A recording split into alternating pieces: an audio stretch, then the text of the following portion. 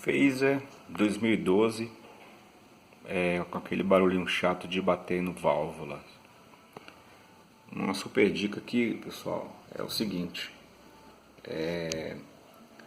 a Phaser, como ela só tem as duas válvulas, e ela bate bem forte, naturalmente ela já faz o barulho de válvula um pouco maior do que as outras motos. Mas no caso da Phaser, às vezes você manda regular e o barulho diminui muito pouco. O que acontece?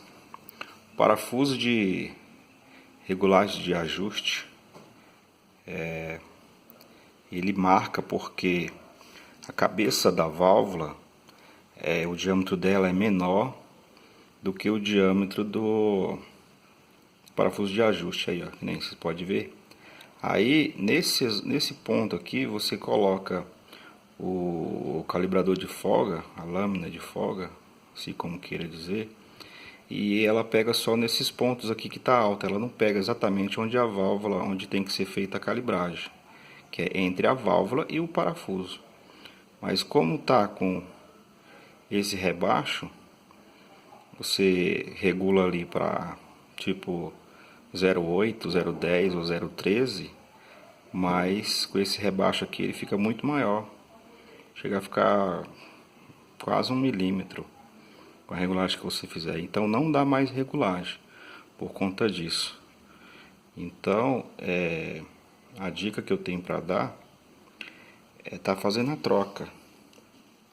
Eu fui lá na Yamaha, comprei parafuso, aí como que é a cabeça dele, tudo certinha, certo? E paguei R$ 28 nesse parafuso, original da Yamaha.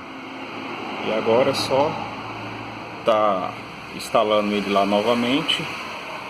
Também comprei uma porca nova, e aí é só regular, que agora eu vou conseguir regular ela certinha, porque vai pegar certinho na cabeça entre a cabeça da válvula e o parafuso de ajuste.